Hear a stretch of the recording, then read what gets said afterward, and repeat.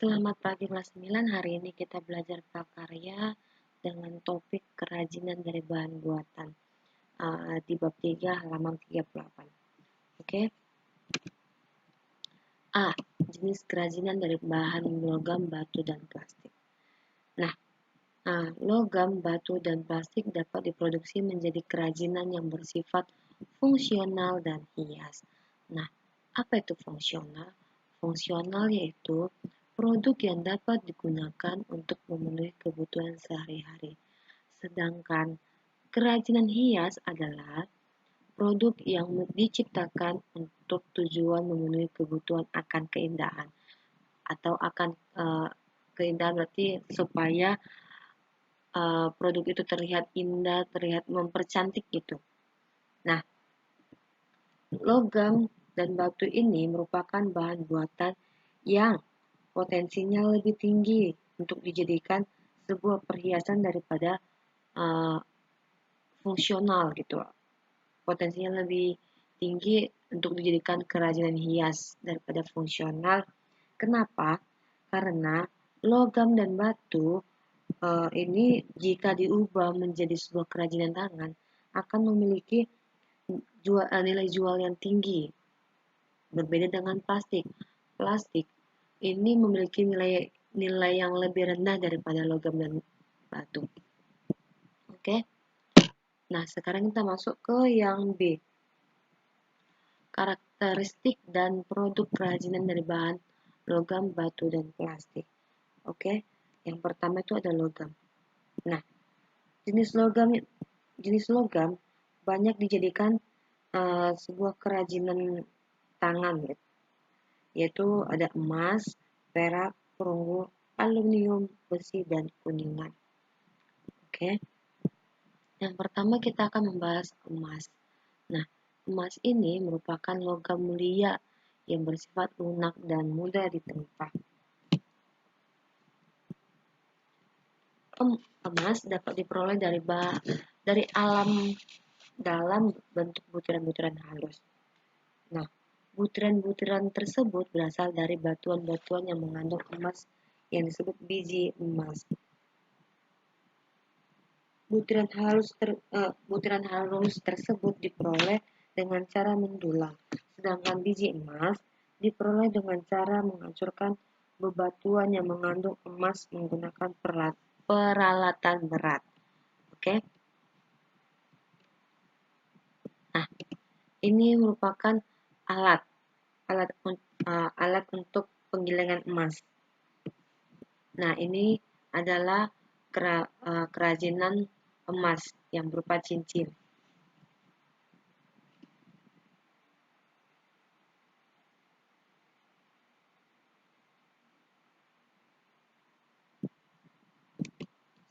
Oke, kita kembali lagi dulu. Nah, nih.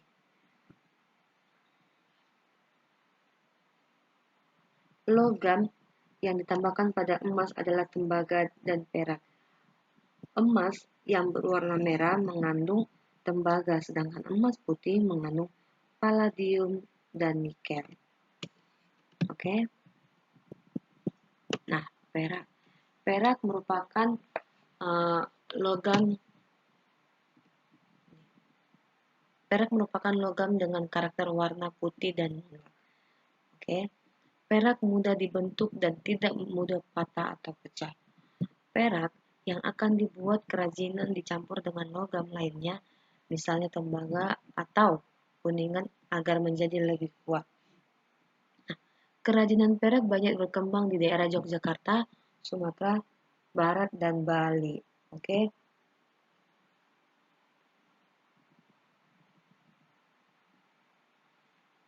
Nah, perak yang berlapis. Oke. Perak yang berlapis tembaga biasanya dikenal dengan sebutan perak lapisan. Nah, teknik yang dilakukan dalam mengolah perak itu bagaimana? Teknik yang dilakukan dalam mengolah perak itu menjadi sebuah kerajinan.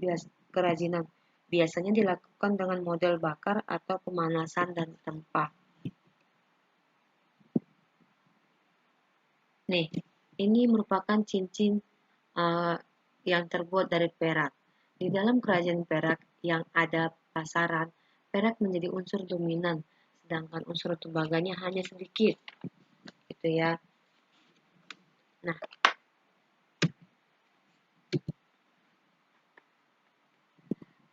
tahapan-tahapan yang dapat dilakukan untuk mengetahui perak murni itu ada pada halaman 42 di buku prakarya. Kalian bisa baca sendiri, itu ada 3 tahapan-tahapannya. Sekarang kita masuk ke tembaga. Tembaga itu dominannya dominan warnanya itu adalah merah. Tembaga warnanya merah. Sifatnya tidak mudah patah dan menjadi penghantar listrik yang baik. Tembaga biasanya dijadikan bahan kreasi kerajinan desain interior dan eksterior. Tembaga juga merupakan logam yang sangat baik untuk dicampurkan dari perhiasan perak dan emas. Nah, ini adalah kelemahan tembaga. Kelemahannya itu adalah mudah sekali terkena kororosi atau mudah terkikis. Tembaga yang berupa kawat biasanya kadar kemurniannya itu lebih rendah dibandingkan lempengan ya. Oke, kita lanjut ke kuningan. Kuningan merupakan logam yang mengandung tembaga dan seng. Oke, kuningan berwarna kuning mengilap. Sudah dikatakan kuningan, maka warnanya pun akan kuning, gitu ya. Awalan ini kuning. Kuningan juga digunakan sebagai perhiasan lapis emas dan perak. Kuningan juga dapat diperoleh dalam bentuk kawat atau lembaran. Nah, sifat kuningan hampir sama dengan tembaga, yaitu mudah patah. Mudah patah, tetapi sedikit lebih keras dari tembaga. Nih, oke. Bahan logam sebagian besar diproduksi sebagai perhiasan atau aksesoris. Namun, seiring dengan perkembangannya, logam juga diproduksi untuk kerajinan yang bersifat fungsional. Oke, seperti gelas, teko, wajan, nampan, dan wadah yang serbaguna. Nah, kuningan ini dulunya tuh lebih dominan ke kerajinan hias, tetapi seiring berjalannya waktu atau seiring berjalannya zaman, kuningan ini sekarang sudah banyak digunakan untuk kebutuhan sehari-hari gitu, atau bisa dikatakan itu kerajinan fungsional.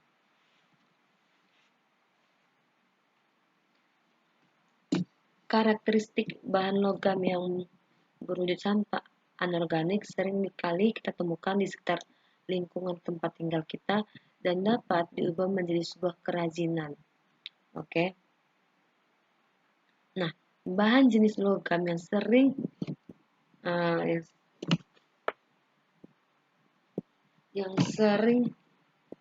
menjadi sampah adalah foil aluminium. Nah, kita lanjut. Nih, ini merupakan contoh-contoh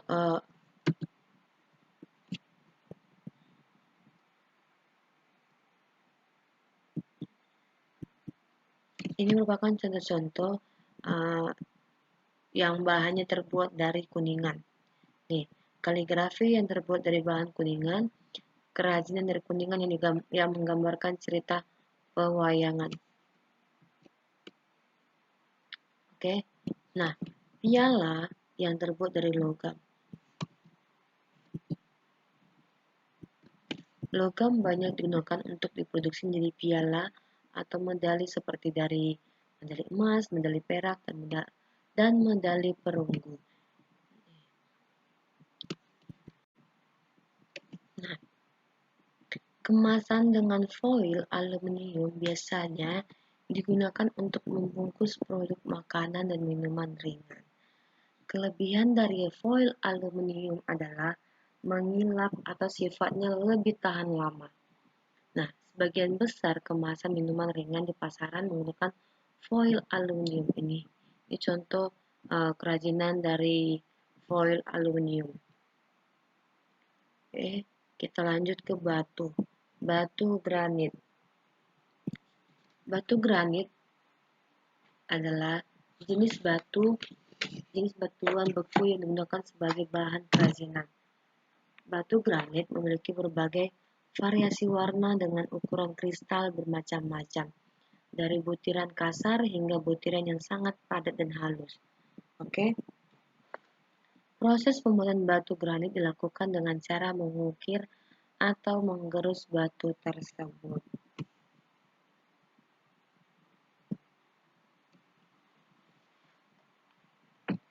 Oke ya.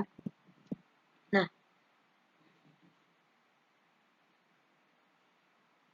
batu gamping. Batu gamping adalah batuan sedimen yang sebagian besar disusun oleh kalsium karbonat yang berasal dari sisa-sisa organisme laut seperti kerang, siput laut, dan koral yang sudah mati. Komponen pembentuk terbesar batu gamping adalah kalsium karbonat atau kalsit mineral. Nah, ciri-ciri batu gamping itu yang pertama ya, warnanya tidak variatif dan relatif polos jika dibandingkan dengan marmer.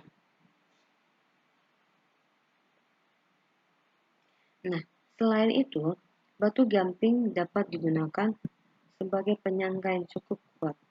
Oke.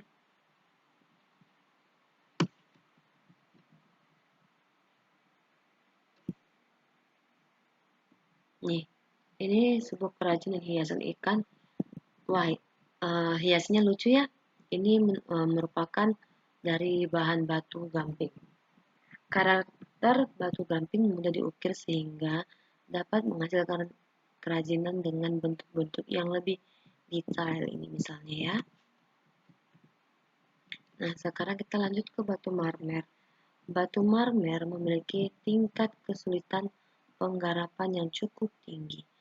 Nah, melalui teknik pelesan tertentu, struktur kristal yang ada di dalam batu marmer akan terlihat dengan sangat cemerlang.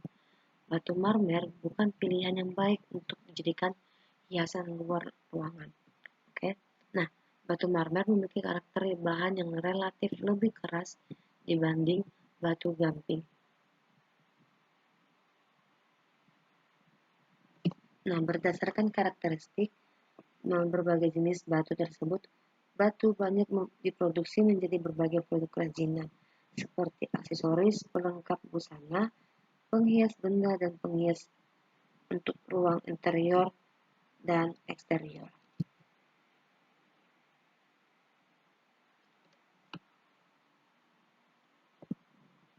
Nah, nih, batu kali yang diproduksi menjadi cobek memiliki karakter kuat, keras, dan tahan lama.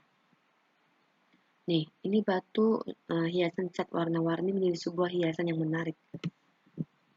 Menjadi kerajinan hias ya.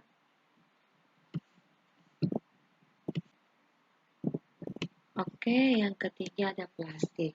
Nah, plastik ini merupakan bahan yang banyak digunakan untuk memenuhi kebutuhan sehari-hari. Dan plastik ini sering kita jumpai di lingkungan sekitar kita. Oke. Nah, yang pertama itu ada jenis-jenis plastik.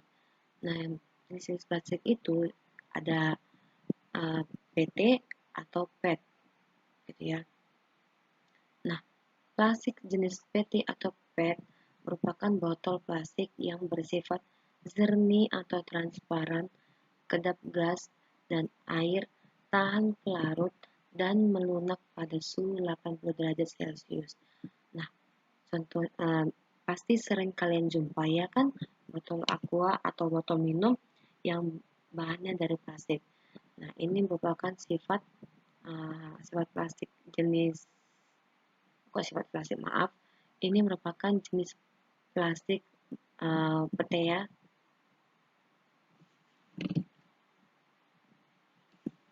Yang kedua itu ada HDPE, High Density Polyethylene.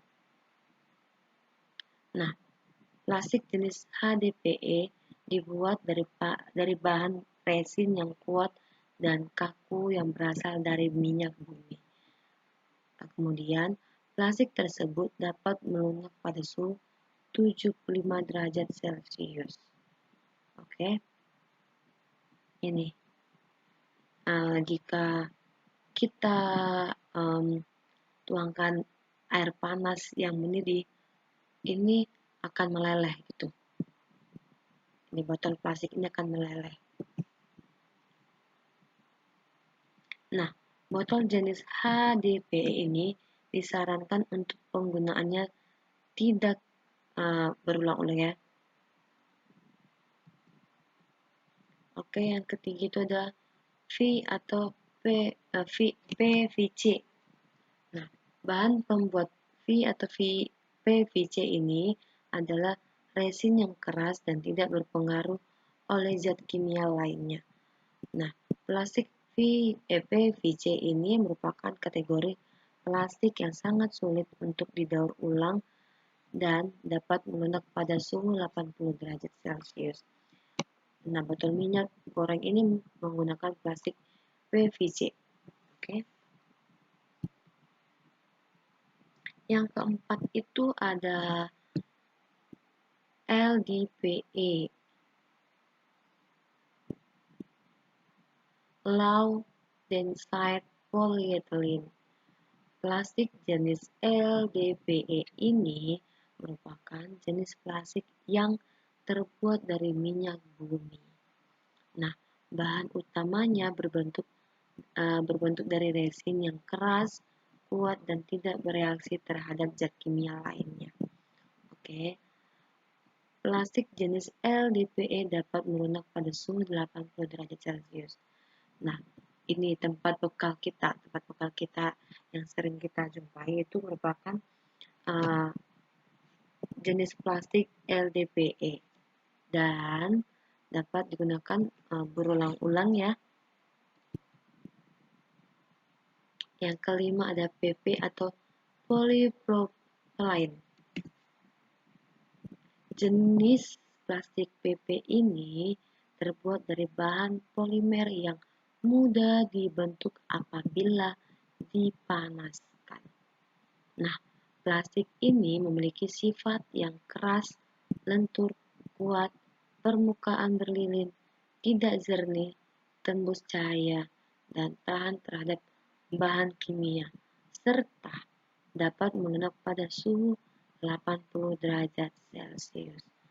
Oke, pot bunga atau pot tanaman yang sering kita jumpai itu merupakan jenis plastik P kuadrat. Yang keenam itu ada polystyrene atau polystyrene. Oke. Jenis plastik jenis polystyrene ini biasanya digunakan sebagai bahan dasar dari gabus. Oke, atau styrofoam. Nah, plastik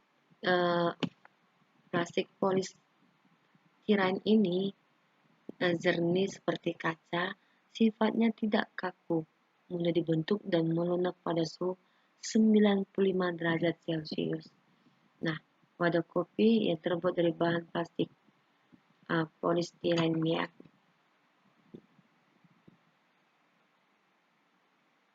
Yang ketujuh itu ada polikarbonat. Nah, plastik jenis polikarbonat ini bersifat keras, jernih, tahan panas, dan biasanya terbuat dari campuran 2 atau lebih jenis plastik.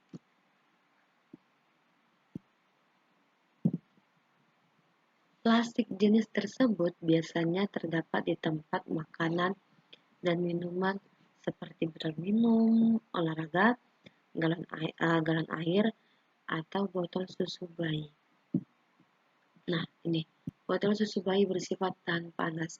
Kenapa tahan panas? Karena kan biasanya tuh orang tua kita kalau mau memberi susu kepada adik kita yang masih kecil, botol susunya terlebih dahulu tuh dimasak dulu ya agar kuman-kumannya mati. Gitu. Makanya botol susu ini tahan panas.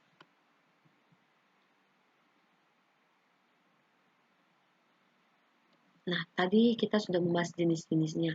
Kemudian kita akan membahas sifat-sifat plastik.